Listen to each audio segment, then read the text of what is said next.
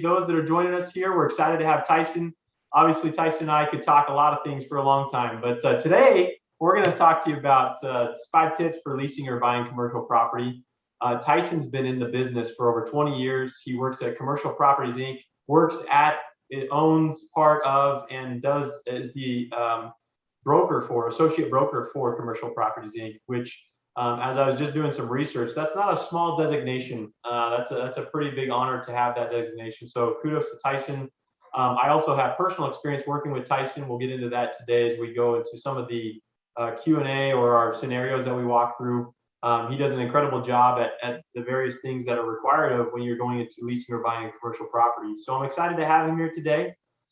First off, we'll just jump into the disclaimer. Obviously, if you have facts specific to your legal or even your commercial brokering situation, give us a call. That way you can actually get fact-specific advice, not just general advice. That's always helpful. I always like to start with some of the recent things that have happened. I sent out a recent article about the Robert Sarver investigation. A lot of people have a very polarizing feeling towards this situation, right? And a lot of people take it as a very political statement. In my mind, I see that. I see how it can be, and I see what that is. I always view everything from the lens of, okay, I see where this is at. What can a business owner, or what should a business owner prepare for as they're looking at this situation? So that's really the angle that I come from, is how do we, as business owners, learn from the Robert Sarver situation that's currently happening? And one thing that has come through in these questions to employees, I've done investigations myself, much like the law firm that's being hired by the NBA to do these investigations.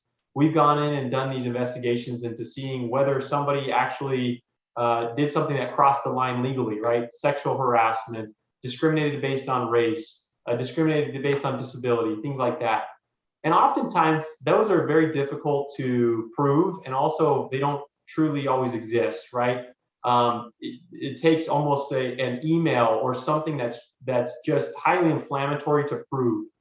But what I often find in those investigations is the underlying feeling of the people towards the boss or towards the culture that's existing. And honestly, that can be sometimes more damning and harming than even the allegation itself, right? The culture that exists can sometimes be cannot be overcome, and that's usually a top-down approach. I don't know Robert Sarver personally, and I'm not trying to throw him under the bus. What I've seen in the investigation and the little tidbits that I have seen is that many people do not connect with him very well. They have a feeling towards him and his leadership style that does not resonate. And so then you start getting people, as people get disgruntled, they often complain more. They often bring more claims. It's amazing to me seeing some of the business owners that are just really incredible with their people. They love them. They take care of them. They might break the law sometimes, employment, wage, whatever, but the people love them so much that they say, hey, you know what? I know he didn't intend to do that, or I know that wasn't his purpose, so they don't pursue the claim. And so as a business owner, that's really my biggest takeaway here is not everything's black and white on the law. A lot of times you have to actually look at it from the lens of, well, what does this imply towards the organization? So what we do is we go in and help organizations verify and develop that culture. We come in with employee handbooks, which set up clear parameters, employment agreements that set up clear, again, parameters on what people are expecting. And then on the back end, we can do trainings for high-level executives and managers on how to handle situations. No different than commercial brokering. Most of employment situations come down to a few critical negotiations, a few critical words, a few critical things that you do. And if you mess up on those, it doesn't matter if you're 98% good on everything else. So next up is the vaccine mandate. Everybody's been jumping around, seeing, OSHA came out, CMS came out with their mandates. The OSHA mandate, I'll just put it up front. I bolded it on the bottom of the screen here. It has been stayed by the courts, meaning the court has said, we deem this could be unconstitutional, therefore we're not going to allow it to go into effect until we've reviewed it fully. It doesn't mean the courts determine that it is unconstitutional, and it doesn't mean that it won't go into effect at some point. It just means they've stopped it from going into effect now. So for those of you that were worried about the OSHA mandate, which many people were, and I get why, that is not going into effect currently. CMS is the one that deals with facilities that receive Medicare and Medicaid funding. That is still going into effect. It has not been stayed. So January 4, 2022, it's all those that it applies to need to have every employee of theirs vaccinated. And that's not a 100 employee threshold like the OSHA one was. That's a straight, everybody who is qualifying under this, being a facility that receives Medicare and Medicaid, must comply.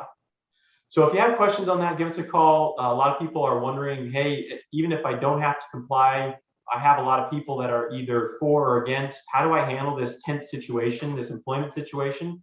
We've helped a lot of people through that as well. So we'd love to be of assistance there. Now let's get to the more fun part for today. That's the legalese, but here we get into the 5 tips when you're trying to buy or lease commercial property. Again, I've told you some of the great things that Tyson has done in his tenure of over 20 years being in this space. I personally have used Tyson, so I know him from that angle. And one thing that I'll tell you that I've seen and heard is Tyson still has he has a lot of credibility in the space, which means he's honest, but he also knows how to negotiate in the right ways for his client and the long-term gain and benefit of all. And that's something I really appreciate about Tyson. So I'm going to turn it over to him. Tyson, here's some 5 tips. Can you walk us through what those are? Yeah, thank you again, Tim. Kind words. Grateful to be here with you today. If I could ever be of service to anybody in commercial real estate, don't really do much residential, but just commercial, please call, email. Be happy to help and answer any questions any of you might have. So kind of teeing this up a little bit today, as you think about what are your first steps, whether you're buying or leasing commercial property, you got to quite understand what your personal needs are. What do you want to accomplish by that first and foremost? Is this a move that benefits you personally? Is it a move that benefits basically your company? And then think about what that longevity is. What term of a lease contract do you want to do possibly? What are the costs involved? What type of flexibility do I have depending on what happens? Those are some of the things you want to think about first and foremost, or what are those personal needs that you need to accomplish, and kind of evaluating those from your standpoint and from the standpoint of the needs of your company. And then we could take that next step and then go further to figure out how do we put that puzzle piece together to accomplish your needs and your goals for you individually and for your company, and what its needs are. I love that. So one of those, the first 2 points is what you just hit on, the personal needs and building needs. One thing that I see a lot, and I know you've dealt with a lot, is people are saying, hey, I know where I'm at. I know I'm growing. I mean, COVID has been either feast or famine for a lot of people. So it's one of those things where, hey, I'm just maxed out. I need more space, but I don't know how long that will last. I'm not sure, right? There's a lot of uncertainty. So what do you usually advise people on when they say, hey, I need more space, but I don't know what term, how long should I go? I don't know what the longevity is here. Yeah, good questions. And I think that under that second point there, what are your building needs? It also talks about where's the state of your company? Are you needing expansion room? Or even today in COVID, like you mentioned, Tim, is we have a lot of companies that are sitting in office space that have half of their employee workforce working from home. So they're sitting on a lot of space right now that otherwise they don't need right now. And they're trying to project, do I see those people coming back in the next year? Do I think that maybe I'm not going to need that room to grow? What is that? So they're trying to determine, do I downsize, or do I might need that space, another function to maybe grow? Yeah. The other key there is you want to think about your future plans, but where you are currently. Does the location suit your needs? Yeah. What does the image look like? What price am I paying compared to where the current market conditions truly are? Yeah. And with that, those are things we go through as we evaluate your current situation and your potential next move. Yeah, and one thing that I've liked again with your end is you actually do have some ways and mechanisms you can help people through that, because a lot of people like myself, when you're going through it for the first time, I just recently been going through this, purchasing of a commercial property. There's things that you just don't know, right? And that's why you come to a person like you, Tyson, where you say, hey, I know you don't know everything, and that's why people come to me on a lot of these legal situations. Hey, I don't know what to do. And one thing I've appreciated where you come from is you say, hey, I know you don't know, but let me show you what it's been like. And you also have some of the kind of pro formas that you can help map out these things with people to say, hey, this is what your if you're going to go into this size space, this is what your costs are going to be. This is what your utilities and other things are going to be. Because a lot of people just aren't sure how to get to that first step. So I do appreciate that about what you do. And I think that helps people make, rational and smart decisions when they're looking at space. We all want the Rolls Royce of space. We all want the big space that makes us feel, happy inside. But the question is always fit, right? Does it fit what you currently need? Does it fit what you can currently do? So that's awesome.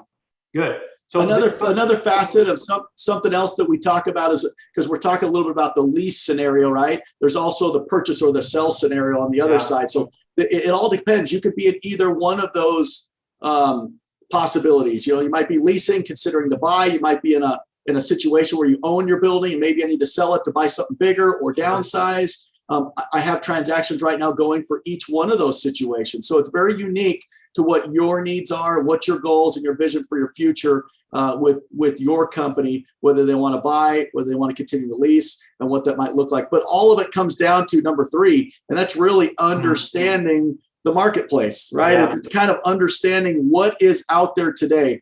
COVID's affected so many things, but truthfully, it's affected a lot of them for the better. Yeah. Our sales are off the charts right now. They're really, really, really good. There's a lot of demand coming into the state of Arizona from outside the state. There's not as much supply. We see it in housing and residential. We're seeing it big time in the commercial product as well. Sure. We just don't have enough product to support that demand. And so our prices are escalating up on the purchase end, and they're finally starting to come up on the lease end as well. We're starting to see that in office product. Certainly the industrial market is hotter than hot. I mean, it's incredible what's happening there. And even the retail market is increasing fairly well. So things are certainly stabilizing. Oh, that's cool. So what you're seeing though is, let's take one step back. Getting educated on the market space and shaping expectations accordingly. That really, if I had to pinpoint, like you said, one value that you provide the most is that, because in order to get that education in the market, you need somebody who's been in the market, not just now, but somebody who's actually seen it ebb, seen it flow. You have also a team around you that you can rely on. It's not just your data points, right? It's not just Tyson Breinholt walking around saying, hey, this is what I see. You have a team around you, which really I think gives you the value of, hey, this is where things are trending. I know you've talked to me personally about some of the resources you have outside, which say, hey, in the next 7 months, these are the things that the big dogs are saying are going to be moving forward, on the valuation side, on land, on commercial properties. I think that's hugely valuable. And then it helps people say, okay, for a lot of us, like one of the scenarios we'll talk through, the question is, do I wait for this thing to kind of die off? I mean, should I sit back and just wait for this so I can lease something at a good rate? And not a sales move at all. It's just simply, hey, Arizona is a booming market. If you're maybe in Chicago or somewhere else, you have a different market, different strategy. But here we've seen a lot of growth. So I love that.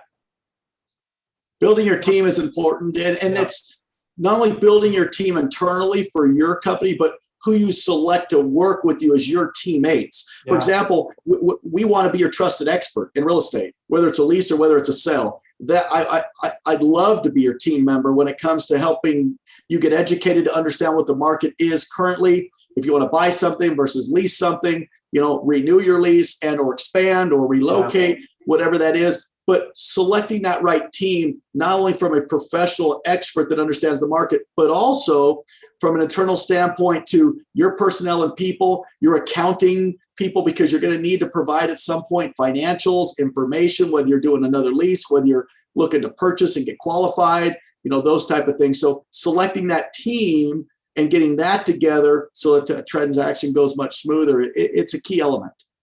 One thing I've gone over some tips with an accountant recently on one of these webinars, but you nailed the point. Whether you lease or buy, you're going to have to produce financials, right?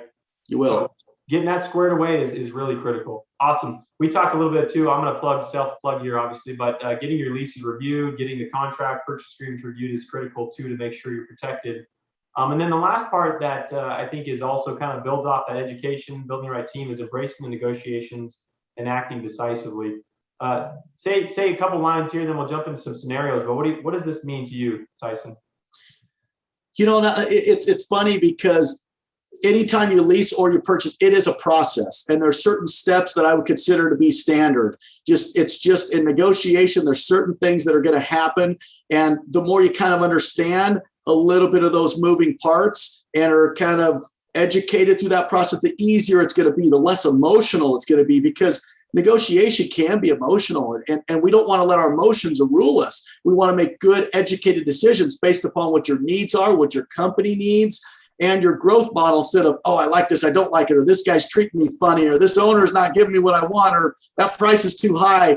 There's other metrics that should help us determine those, and it will allow that negotiation process to be better. And it'll keep you prepared when it's time to make the decision, to act decisively, to make that decision, and then to be able to follow through instead of dance around it and we don't move quick enough and then somebody else steps in and the property's gone, or somebody else steps in to lease it. Or I can't tell you how many of my clients today are calling going, I lost out again. Sorry. And the product is just tightening up a lot to where that's becoming a normal thing today. And so we need to get our people to where they're ready. They know what their goals are. Once we find that product, we go after it. We act decisively.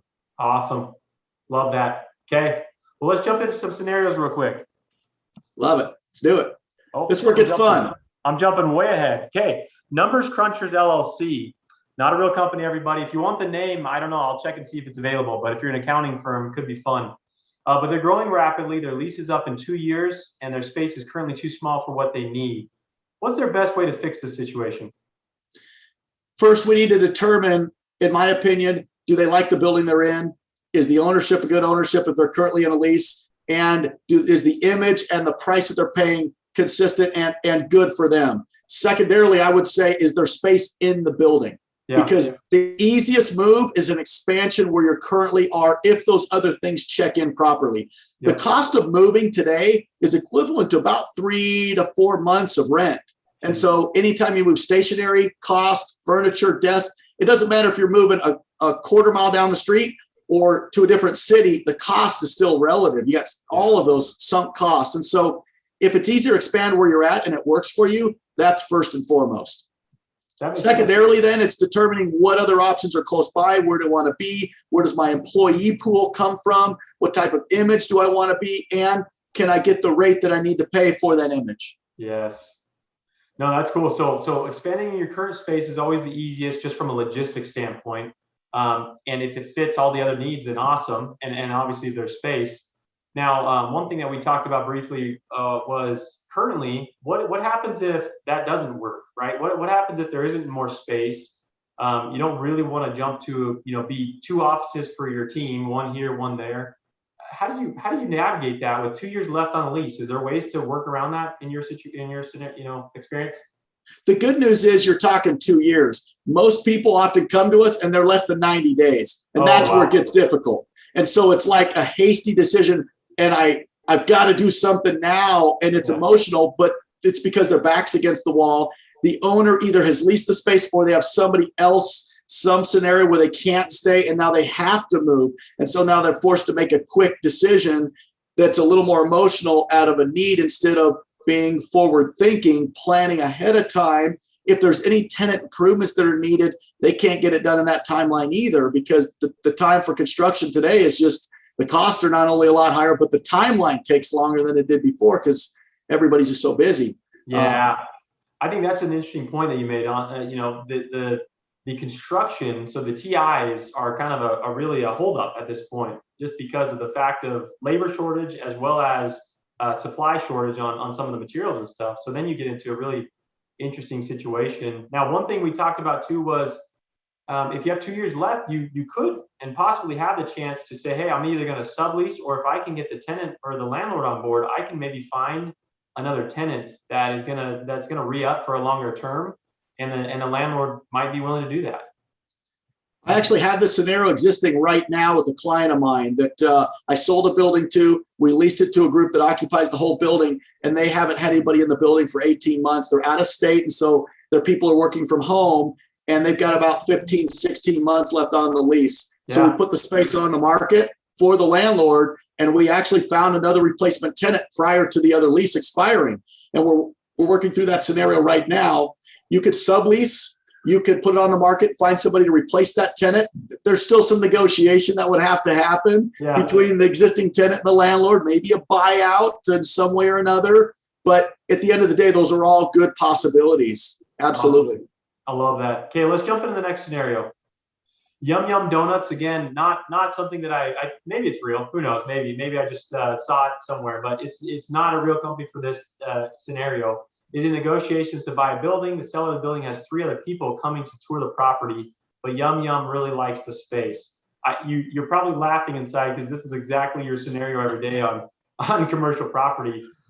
There's 3 people knocking down the door. When you took me through my property, there was literally somebody just come the day before and 2 people coming the day after. So what is the best way to lock down the seller if they want to buy the building? Yeah, there's a few things that first, obviously, they tour the facility. They determine that it's really nice. It works for them.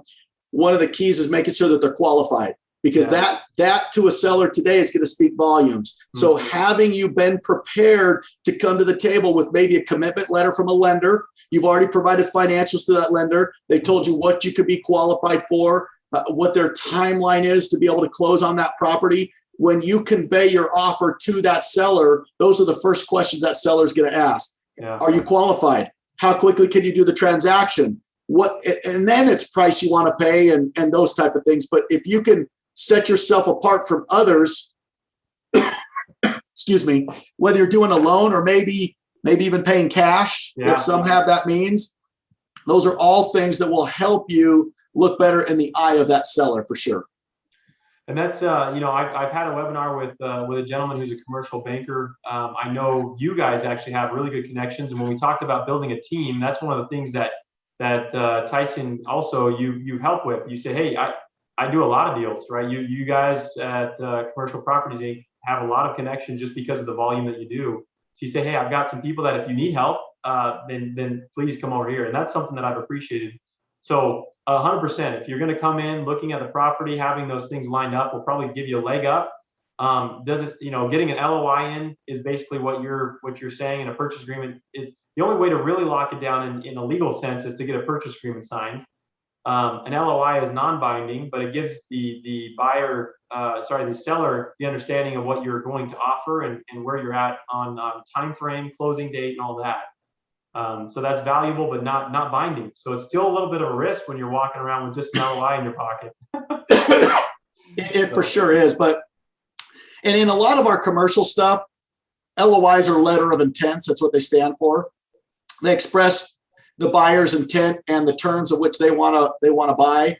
A lot of people do purchase contracts, but that's not as commonly practiced in commercial as it is in residential. Gotcha. But we do a lot of letter of intents, and that gets that first offer out there. It allows the seller then to counter or change whatever terms and kind of keep an amicable relationship going back and forth until terms are agreed to. Then a PSA, a purchase and sell agreement, is prepared for parties to review.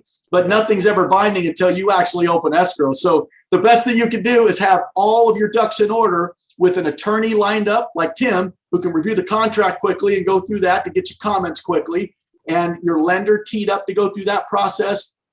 Any inspections or appraisal or phase 1 reports that you need to do for due diligence, have those people ready to go so that you can work through a purchase contract, execute that, and then you can be ready to pull the trigger on this stuff from the day you open escrow and get through your due diligence a little bit quicker. That's what's going to help a seller realize you're the right buyer to choose. Yes.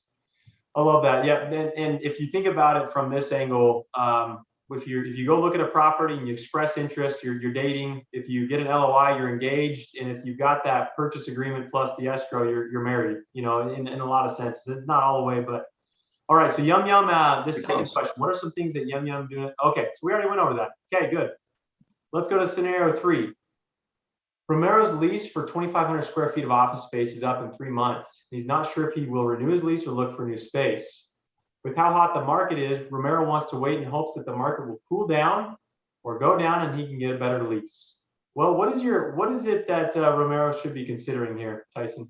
And I feel like I need to hit on 3 things because each one of these sectors is a little different. For example, if Romero is in an office space, it's going to be different than if it's in a retail space. Sure. If he's in an industrial space, it's going to be totally different. Excuse me, I've got a little tickle in my throat. But each one of those is going to be a little different. For example, industrial space is so hot. Romero is in trouble. I can tell you that right now. He's waited too long. He's going to pay holdover wherever he's at probably. And most likely, if it's 90 days, his space is on the market. It's probably leased to somebody else. Wow. And I'm telling you, he will have a hard time. I have this going on every single week. Wow. Every week. So you got to be out in front of it. Don't wait for 90 days is the first thing I tell you. But a lot do. If they do, and it's an industrial, you just got to work through it, try and find them something else, do what you can. If it's office space, you have a little bit more options because there's a little bit more of that product out in the market. You can find some options to tour for him. And most likely the space isn't leased out from under him so quickly. The owner may not have put that on the market. And so he probably has a little more flexibility to negotiate. However, you just want to, my rule of thumb is you start 6 months early. Okay. By 90 days, you kind of want to know what you're doing and where you're going so you can execute documents and get things ready and leave some time for any improvements that may need to be done, like a carpet and a paint or a wall being removed, just some light TI so that you can leave some time to do that so that you're not without a space and you put your company in a little bit of a bind. But in retail, you'll find it. In office, generally, you're going to find some options for you where you can move him. But most likely, 90% of these people that wait till 90 days end up renewing their lease for like a year, a short-term lease, or 2 years or something like that to buy them a little more time to make that long-term decision. And have you found that landlords are amenable to that? I mean, are they as willing, let's say in the industrial space, is there a willingness to do that because you don't have to engage in any, turnover, TI costs, things like that? Is that something you've seen? That's a good question. In the industrial product, a lot of owners aren't doing 1 year terms anymore because they could get 3 to 5 in a heartbeat. They'll have 3 offers on the space already. Wow. And so they get to decide, do they have somebody more qualified? Will somebody get more term? All of those type of things. I did a transaction that signed on Monday of this week. It's a freestanding industrial building. It's 9,000 feet with its own little yard. It's not even on, it barely went on the market last week. They have 3 offers on it and the tenant doesn't move out till March. Wow. They're signing the lease now because they had 3 offers. My client took it as is. He paid 4 cents over the asking rate just to secure the space. Holy smokes. It's a $250 million company, so they're very qualified. Yeah. So I didn't worry about that. However, we took it as is, no concession, no free rent, and overpaid 4 cents over the asking rate just to secure it. Wow. That's crazy. But that's kind of where that industrial market is just crazy right now. I've never seen anything like it in 25 years in this industry. I have never seen anything like that yet so far. That's crazy. Yeah. So industrial, like you said, is different. So that's why you broke it down to those 3 categories. You have office, retail, and industrial. And in those different scenarios, you can play a little different game. That's why that's right. To start that dialogue early enough so that when you get involved and talk to Tyson about it, you can say, hey, you know what, in this space, you can be a little more flexible. So in Romero's situation here with office space, 3 months, like you said, not ideal to wait that long. There are still, in my own searching, it doesn't seem like there's a lot of deals, meaning the rates are not low rates. It's not like you're going to see, if you wait 3 months from now, your rates are going to be a lot lower. They'll probably be the same or a little bit higher than where you are at now, even in the residential space, or not. And it's going up.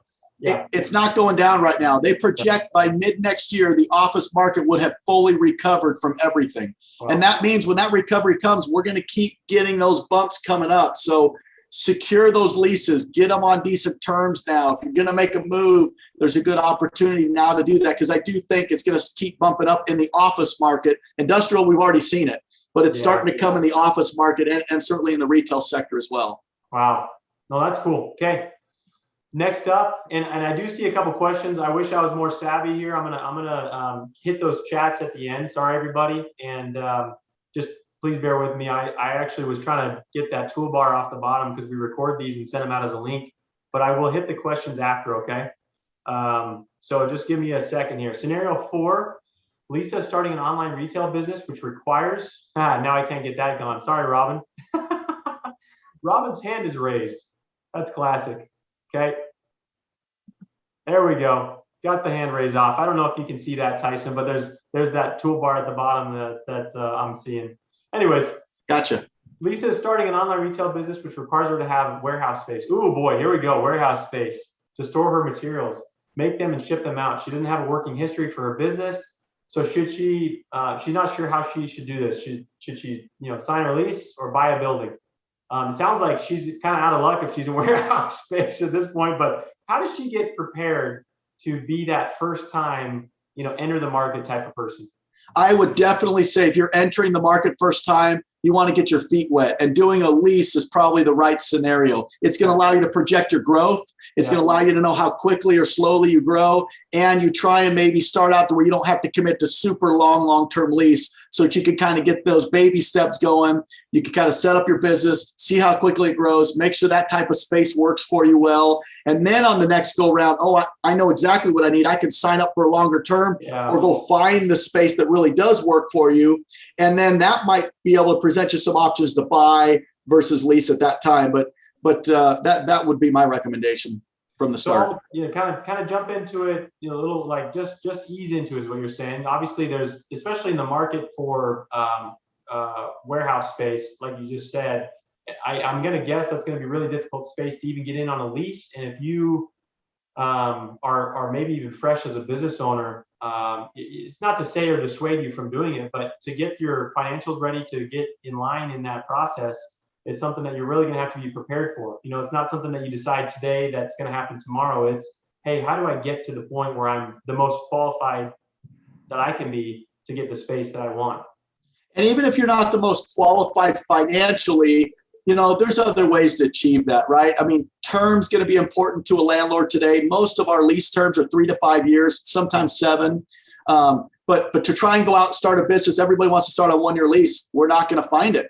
Yeah. We're not going to find it. So that's the education part where we help them understand what it's going to take. They'll probably miss out on 1, 2, or 3 spaces before they realize, I need to do this term. I need to pay this. And so you kind of go through that process, and they get that education through hard knocks, the school hard knocks a little bit. But generally, we'll be able to find something that'll be suitable for them with maybe 2 to 3 years on that term. They may have to take the space more of an as-is condition without the landlord doing much to it because that market is so tight, and probably pay the asking rate or maybe a little bit above that to get their feet wet to start. So those are some things they can do to overcome those challenges. Security deposits are important. You and I haven't talked about this yet, Tim. Yeah, let's talk about But in a new startup company like this, where they may not be super qualified and they're ready to take their first step, maybe offering a higher security deposit, a 2 or 3 month security deposit, so that protects the owner in case you go out of business. Sure. But you're going to get that money back if you fulfill your terms of your lease. So other than the outlay of the cash, you're still going to get those security deposits back at the end of your lease term, so long as you haven't defaulted or something like that on the lease. Yeah. And that's a way to kind of help that owner realize, there's stability in this tenant. It's okay to take a gamble here, even though financially they may not be as qualified. There's a way to offset that a little bit and still make a transaction happen. Almost like you're building trust through your actions, right? Because if you don't have a long-standing history like some of these companies do when they come in, hey, I'm this big, I've been going this long. If you don't have that credibility, you have to make it up in other ways. And I think that's a great point. Security deposits can be a good way. I was thinking also, this is a very novice question, so just thrill me with the answer here. But I think a lot of people don't, maybe, they don't know what exactly they do need. I mean, what do you need a warehouse space for? Are you truly, doing a lot of warehouse type of activities? Do you need a forklift back there? What is it? Or are you just simply storing materials, having people craft, whatever it is? Can you, in that situation, Tyson, utilize a different space for the needs that you have? It all depends on their shipping and receiving mostly. Okay. If they have shipping and receiving and they have a forklift, grade level is going to be important. If they have a lot of trucking and distribution, they're going to need a truck well. They may even need a dock high situation depending on what their distribution needs are. And so that will also determine the size of the bay and the size of square footage, and it'll also determine the availability of it. If it's just a simple grade level, we can find more of those. But if they need a truck well or dock high, there's a lot less of those in the marketplace. With the market being tight, our picking is going to be more slim. No, it's good to know. Okay, awesome. Let me see if I think that's the last scenario we had here. Let me just check. Yep, that is. Let me check a couple of these chat questions here. And sorry, everybody's going to see it. So go ahead and I apologize in advance. This is my tech savvy right here. Is office property value, is it declining? A year ago, I saw that comment there. Thank you for making that comment there. It's important. I'll tell you what, COVID happens in March, and then, we roll out for the next 6 and 8 months, and there was so much speculation and worry that people working from home, office market would just be decimated. We see more and more vacancy. We have all kinds of issues, and that would send us declining on our rental rates, our occupancy numbers, and that would create some worry in the office product category. Yeah. We went through that for a little bit, but we've seen a lot of sublease space being delivered to the market in the last year and a half. However, a lot of that is being offset by the amount of growth coming into the state of Arizona from California and other nearby states. Businesses expanding, because who do you know whose business isn't doing well right now? Most of them are doing very, very well. They're growing, they're expanding. A labor force is tough. That's a whole nother issue, trying to find good labor force. But the businesses are doing fairly well. People are expanding and growing, and people are moving into our state, which is really taken a lot of that space that otherwise comes to the market, and it's offset that. So it's kind of made an even playing field, and we've weathered that storm probably better than most economists and people had projected. Now with the economists now saying by mid next year, the office market will have recovered, that's going to interject just a whole nother level of confidence into the marketplace in that office space. And so to answer your question, it's not declining. Office space is rising, both in value and in lease rates. As the lease rates increase, the value of your property also increases. Because again, you're increasing the net income on a property because of its lease value. That's taking the value of that property higher as well. We want lease rates to keep going up in the office space, which raises the values in real estate in general. So it has not been declining. It is increasing, and it's going to continue to increase for a little while. It will. No, that's a great answer. And thank you for the question. The second one's a follow-up to that, which is, how big of a company does someone have to have Tyson as a commercial agent? Usually they get passed on to newer agents. And let me just answer this. I've actually worked with Tyson and several other people in his office. Tyson, as with most business owners, is going to have other people that do work with him. I found his team, and not just Tyson himself, to be very good at what he does. And so that's been a value to me. Is Tyson's been at the key strategic points in the negotiations. But there's other people involved. Teresa at his office is an incredible resource, very detailed, has been hugely helpful, and other agents have been involved too. So I will preface your answer with that, Tyson, just to say, I do know that other agents are involved, but I've not seen a drop off in their productivity based upon what my experience has been. And that's a wonderful question. And Tim, thank you so much for your kind comments. I really appreciate that. Myself and on behalf of my company, my brother and I own our company, CPI. I've been doing, it's our 40th year of business this year. So I've been at this over 25 years. I love what I do. I'm passionate about it. You could probably see in how my voice fluctuates, and I love what I do. And I don't ever always want to pass it off to somebody else to take care of it. I like to stay involved, but I realize I can't be everywhere at one time. So you have to assemble yourself with a good team and good people who can help you through that process. But there's some cases where I'm not an expert. Like, I'm not an expert all the time in retail. I have a team here in our office. I might get you in touch with the strategic individual in our team who might do really, really well in servicing you in the retail sector. In an office space, that's going to be me and my team for sure in handling that. That's what we specialize in. And I've got 7 people on my team that work with me. Tim mentioned a couple of those. Thank you. But my dad told me something when I was a kid, and it's always stuck with me. He said, if you want to get something done, give it to the person that's the busiest. And I've always thought, why? I don't understand. They're too busy to handle.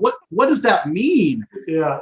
But I've realized over time that people that are busy, that have a lot going on, that do that, know how to prioritize, they know how to organize, they know how to surround themselves with people. And that's what this is about, is surround yourself with key individuals and people that can help you and your business move forward. You as an individual that own your company, you're not going to be able to do it all. You need key individuals to help you accomplish that. And Tim, I've seen that in your law firm as well. your growth is going to be as good as you and the people that you put to surround yourself with. And so I'm blessed to have some incredible people that I work with here in our company, and they really make me and everybody else look good. And that's a blessing for me. That's awesome. One thing that stood out, I was reading through your bio again before we jumped on. And one thing that I liked is you have a quote, your advice with a smile, right? Find your passion and allow it to energize you. Believe in yourself and your work, and you will be successful. And I think that's something that it's true.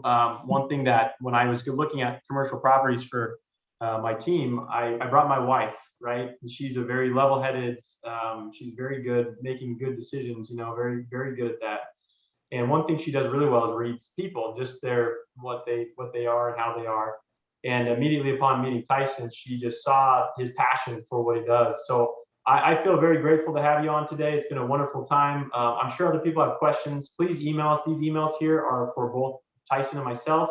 Our phone numbers are there. If you have questions about anything relating to either legal or the commercial brokering side, give us a call. We'd love to help. Thank you, everybody, for your time. Tyson, thank you very much for joining me today. Thank you so much. Appreciate it. Hey, thank you. All right. Take care. Bye. Bye.